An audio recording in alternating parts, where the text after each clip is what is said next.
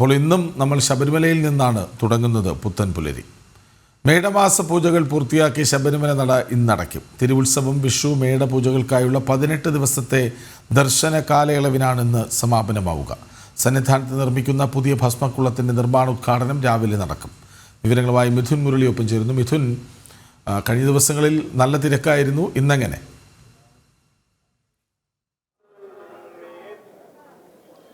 കൃഷ്ണരാജ്, 18 ദിവസത്തെ പുണ്യകരമായ പുണ്യ നിമിഷങ്ങൾക്ക് ഇന്ന് സമാപനമാകുകയാണ്. നീണ്ട 18 ദിവസമാണ് ഈ മാസം ശബരിമല നട തുറന്നിരുന്നത്. തിരുവുത്സവം, മേടമാസ, വിഷു പൂജകൾക്കായി നട തുറന്നിരുന്ന ഈ 18 ദിവസങ്ങൾക്ക് ഇന്ന് രാത്രി 10 മണിക്ക് ഹരിവരാസനം പാടി നടയടയ്ക്കുന്നതോടെ സമാപനമാകും. ഈ 1-ാം തീയതി നട തുറന്ന ദിവസം മുതൽ നമ്മളും പതിവ് പോലെ തന്നെ ജനം ടിവിയും സന്നിധാനത്ത് ഉണ്ടായിരുന്നു. തിരുവുത്സവത്തിന്റെ വിശിഷ്ടമായ ഓരോ ചടങ്ങുകളും പ്രേക്ഷകരിലേക്ക് എത്തിക്കാൻ, സന്നിധാനത്തെ ഓരോ കാഴ്ചകളും പ്രേക്ഷകരിലേക്ക് എത്തിക്കാൻ നമുക്കും പതിവ് പോലെ തന്നെ ജനം ടിവിക്കും സാധിച്ചു. ഇന്നും തിരക്കുണ്ട്. ഇന്നലെ 40,956 ഭക്തജനങ്ങളാണ് ദർശനം നടത്തിയത്. 18 ദിവസം നട തുറന്നിരുന്ന ദിവസങ്ങളിൽ ഏറ്റവും കൂടുതൽ ഭക്തജനങ്ങൾ എത്തിയ ദിവസങ്ങളിൽ ഒന്നായിരുന്നു. വിഷുവിന് ശേഷം ഏറ്റവും കൂടുതൽ ഭക്തജനങ്ങൾ 40,000-ന് മുകളിൽ ഭക്തർ എത്തിയ ദിവസമായിരുന്നു ഇന്നലെ. ഇന്ന് രാവിലെയും ശരാശരി തിരക്ക് അനുഭവപ്പെടുന്നുണ്ട്. ഇന്ന് നടയടയ്ക്കുന്ന ദിവസമായതുകൊണ്ട് തന്നെ കഴിഞ്ഞ ദിവസത്തെ അത്രയും തിരക്ക് അനുഭവപ്പെടുന്നില്ല എങ്കിൽ കൂടി ശരാശരി തിരക്ക് ഇന്ന് രാവിലെയും സന്നിധാനത്ത് അനുഭവപ്പെടുന്നുണ്ട്. ഇനി പതിവ് പൂജകൾ ഇപ്പോൾ നടക്കുന്നു. ഉഷപൂജ, ഉച്ചപൂജ അടക്കമുള്ള പൂജകൾ പൂർത്തിയാക്കി 1 മണിക്ക് നടയടയ്ക്കും. 4 മണിക്ക് നട തുറക്കും. പിന്നീട് ദീപാരാധന അടക്കമുള്ള ചടങ്ങുകൾ 7 മണിക്ക് പടിപൂജയുണ്ട്. രാത്രി 9:50-ന് ഹരിവരാസനം പാടി 10 മണിക്ക് നടയടയ്ക്കും. പുതിയതായി നിർമ്മിക്കുന്ന ഭസ്മക്കുളത്തിന്റെ നിർമ്മാണ ഉദ്ഘാടനം രാവിലെ 8:30-ക്ക് തന്ത്രി കണ്ഠരര് രാജീവരും ഒപ്പം Thiruvithamkoor Devaswom board president PS പ്രശാന്തും ചേർന്ന് നിർവഹിക്കും. പുതിയ ഭസ്മക്കുളം, പഴയ കുളം നിലനിർത്തിക്കൊണ്ട് തന്നെയാണ് പുതിയ ഭസ്മക്കുളം നിർമ്മിക്കുന്നത്. 18-ാം പടിക്ക് മുന്നിൽ വലിയ നടപ്പന്തലിന് പിറകുവശത്താണ് പുതിയ കുളം നിർമ്മിക്കുന്നത്. 15.72 മീറ്റർ വീതിയും 21 മീറ്റർ നീളത്തിലുമാണ് പുതിയ കുളത്തിന്റെ നിർമ്മാണം. 13 അടി ആഴത്തിൽ നിർമ്മിക്കുന്ന കുളത്തിൽ 5 അടി ആഴത്തിൽ വെള്ളമുണ്ടാകും. അത്യാധുനിക എല്ലാ സൗകര്യങ്ങളോടും കൂടി, ശുചീകരണമടക്കമുള്ള സൗകര്യങ്ങളോട് കൂടിയാണ് പുതിയ കുളം നിർമ്മിക്കുന്നത് എന്നുള്ളതാണ് ദേവസ്വം ബോർഡ് അറിയിക്കുന്നത്. നിലവിലുള്ള കുളം, ഭസ്മക്കുളം, മാളികപ്പുറത്തിന്റെ ഫ്ലൈ ഓവറിന് താഴെയുള്ള നിലവിലുള്ള കുളം അതേ രീതിയിൽ തന്നെ നിലനിർത്തിക്കൊണ്ട് ഭക്തർക്ക് ഉപയോഗിക്കാൻ സാധിക്കുന്ന തരത്തിൽ തന്നെ നിലനിർത്തിക്കൊണ്ടാകും പുതിയ കുളത്തിന്റെ നിർമ്മാണം നടക്കുക.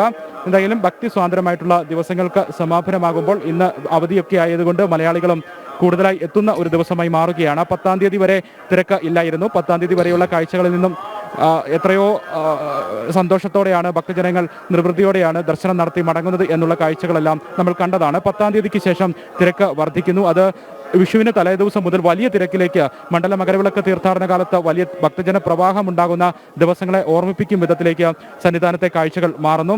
മലയാളികൾ 10-ാം തീയതി വരെ കൂടുതലായി എത്തിയപ്പോൾ മലയാളികളെക്കാൾ കൂടുതൽ എന്ന് പറയാവുന്ന രീതിയിൽ 10-ാം തീയതിക്ക് ശേഷം അയൽ സംസ്ഥാന ഭക്തജനങ്ങൾ സന്നിധാനത്തേക്ക് കൂടുതലെത്തി. കർണാടക, ആന്ധ്ര, തമിഴ്നാട് തുടങ്ങിയ സംസ്ഥാനങ്ങളിൽ നിന്നെത്തിയ ഭക്തജനങ്ങളുടെ വലിയ തിരക്കായിരുന്നു 10-ാം തീയതിക്ക് ശേഷം കണ്ടത്.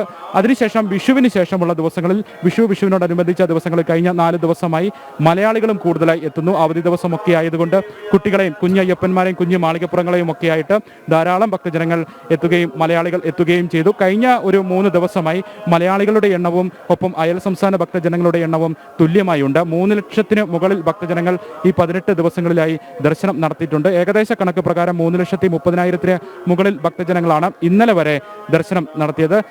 വലിയ തിരക്ക് ക്രമീകരണങ്ങൾ മീനമാസ പൂജാ സമയത്ത് നടപ്പിലാക്കിയ, പരീക്ഷണാടിസ്ഥാനത്തിൽ നടപ്പിലാക്കിയ നേരിട്ടുള്ള ദർശന ക്രമീകരണം 10-ാം തീയതി വരെ വലിയ കുഴപ്പമില്ലാതെ ക്രമീകരിക്കാൻ സാധിച്ചുവെങ്കിൽ 10-ന് ശേഷം വലിയ തിരക്ക് സന്നിധാനത്ത് അനുഭവപ്പെട്ടതോടുകൂടി ഈ ക്രമീകരണം കാര്യമായി തന്നെ മുന്നോട്ട് നീക്കാൻ സാധിക്കാതെ വരികയും പിന്നീട് ഫ്ലൈ ഓവർ ഉപയോഗിച്ചുകൊണ്ട്, ഫ്ലൈ ഓവർ ക്രമീകരിച്ചുകൊണ്ട് ദർശനം ക്രമീകരിക്കുന്ന രീതിയുമായിരുന്നു സന്നിധാനത്ത് നിന്നും കണ്ടത്. ഫ്ലൈ ഓവറിലൂടെ ഭക്തജനങ്ങളെ സാധാരണ മണ്ഡല മകരവിളക്ക് തീർത്ഥാടന കാലത്ത് തിരക്ക് നിയന്ത്രണ വിധേയമാക്കുന്നതിന് വേണ്ടി എങ്ങനെയാണോ ക്രമീകരിക്കുന്നത്, മിനിറ്റിൽ 80-ലധികം ഭക്തജനങ്ങളെ 18-ാം പടി കയറാൻ അനുവദിച്ചുകൊണ്ട് നടപ്പന്തലിൽ നിന്നും ഘട്ടം ഘട്ടമായി 18-ാം പടി കയറ്റിവിട്ട് അതോടൊപ്പം തന്നെ ഘട്ടം ഘട്ടമായി ഫ്ലൈ ഓവറിലേക്കും ഭക്തജനങ്ങളെ മാറ്റിക്കൊണ്ടുള്ള സംവിധാനമായിരുന്നു 10-ാം തീയതിക്ക് ശേഷം നടപ്പാക്കിയത്. ഇത് എത്രമാത്രം പ്രായോഗികമായി ഇനി മണ്ഡല മകരവിളക്ക് തീർത്ഥാടന കാലത്തും ഇനിയുള്ള ദർശന സമയത്തുമൊക്കെ നേരിട്ടുള്ള ദർശന ക്രമീകരണം നടപ്പാക്കാൻ സാധിക്കും എന്നത് ദേവസ്വം ബോർഡ് കൃത്യമായി തന്നെ വിലയിരുത്തി അത് നടപ്പിലാക്കേണ്ടി പരീക്ഷണാടിസ്ഥാനം തുടരുമോ എന്നുള്ള കാര്യത്തിൽ അവർ തീരുമാനമെടുക്കേണ്ടതായി വരും.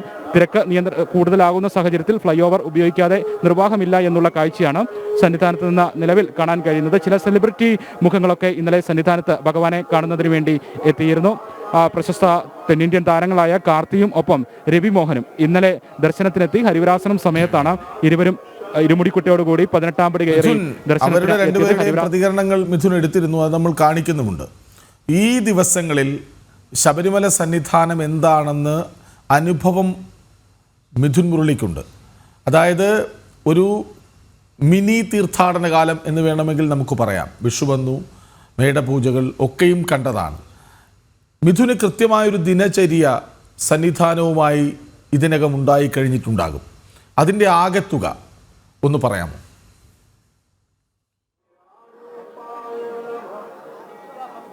കൃഷ്ണരാജ് 18 ദിവസം സന്നിധാനത്ത് അയ്യപ്പസ്വാമിക്ക് ഒപ്പം ജനം ടി വി സംഘമായി ഞാനും ക്യാമറമാൻ അജയൻ നായരും ഉണ്ടായിരുന്നു. കൃത്യമായി തന്നെ ഭക്തിയുടെ പാരമ്യത്തിലേക്ക് ഞങ്ങൾ രണ്ടും ഭക്തിയോ ചേർന്ന് കഴിഞ്ഞ ദിവസങ്ങളായിരുന്നു ഈ 2 ദിവസങ്ങൾ. അയ്യപ്പസ്വാമിയുടെ അനുഗ്രഹം നേരിട്ട് ഞങ്ങൾക്ക് രണ്ടുപേർക്കും ലഭിച്ചു എന്ന് വിശ്വസിക്കുന്ന ദിവസങ്ങളായിരുന്നു. രാവിലെ മുതൽ തന്നെ സന്നിധാനത്ത് ഉണ്ടാകും. വൈകിട്ട് ഹരിവരാസനം ശേഷമാണ് തിരികെ മടങ്ങുന്നത്.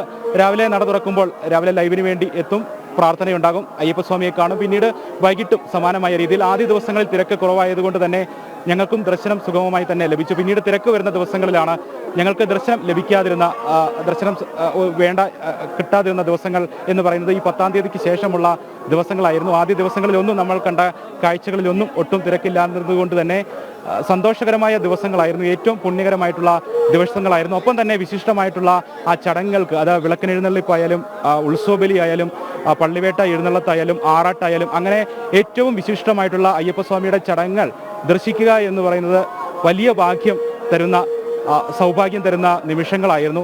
അതിൻ്റെ ഒരു പുണ്യം കൂടി നുകർന്നുകൊണ്ടാണ്, അനുഗ്രഹത്തോടു കൂടിയാണ് ഇന്ന് രാത്രി ഹരിവരാസനം പാടി നടയടയ്ക്കുന്നത്. നമ്മൾ ജനം ടി വി മാത്രമാണ് സന്നിധാനം ശബരിമല നട തുറന്നിരിക്കുന്ന മുഴുവൻ ദിവസങ്ങളിലും ഇവിടുത്തെ കാഴ്ചകളും വിശേഷങ്ങളും വിശിഷ്ടമായ ചടങ്ങുകളും പ്രേക്ഷകരിലേക്ക് എത്തിച്ചുകൊണ്ട് സന്നിധാനത്ത് ഉണ്ടാവുക. ഇത്തവണയും ഓരോ ചടങ്ങും, വിശിഷ്ടമായ ഓരോ ചടങ്ങും അതിൻ്റെ പവിത്രതയോടുകൂടി പ്രേക്ഷകരിലേക്ക് എത്തിക്കാൻ കഴിഞ്ഞു എന്നതിൻ്റെ നിർവൃതി, ഒപ്പം ഈ ചടങ്ങുകൾക്ക് സാക്ഷ്യം വഹിക്കാൻ സാധിച്ചു എന്നതിൻ്റെ സന്തോഷം എനിക്കും എൻ്റെ ക്യാമറമാൻ, പത്തനംതിട്ട ബ്യൂറോയിലെ ക്യാമറമാൻ അജയൻ നായർക്കും ഉണ്ട്. അതിൻ്റെ നിർവൃത്തിയോടുകൂടിയാണ് ജനം ടി വി സംഘം ഇന്ന് മലയിറങ്ങുന്നത്. 10 മണിക്ക് വളരെ സന്തോഷം മിഥുൻ മുരളി. ഏതായാലും 18 ദിവസങ്ങൾ അയ്യൻ്റെ സന്നിധിയിൽ വിശേഷങ്ങൾ പങ്കുവയ്ക്കാൻ കിട്ടിയത് മഹാഭാഗ്യം തന്നെ. അത് നമ്മുടെ ക്യാമറാമാനോടുകൂടി പറയൂ. ക്യാമറയ്ക്ക് പിന്നിൽ നിന്ന് ആ അനുഭവങ്ങൾ അദ്ദേഹവും ഓർക്കുന്നുണ്ടാകും. പക്ഷേ ക്യാമറയ്ക്ക് മുന്നിൽ വന്ന് പറയാൻ തൽക്കാലം നിർവാഹമില്ലല്ലോ. സന്നിധാനത്ത് നിന്ന് വിവരങ്ങൾ നൽകുകയായിരുന്നു മിഥുൻ മുരളി.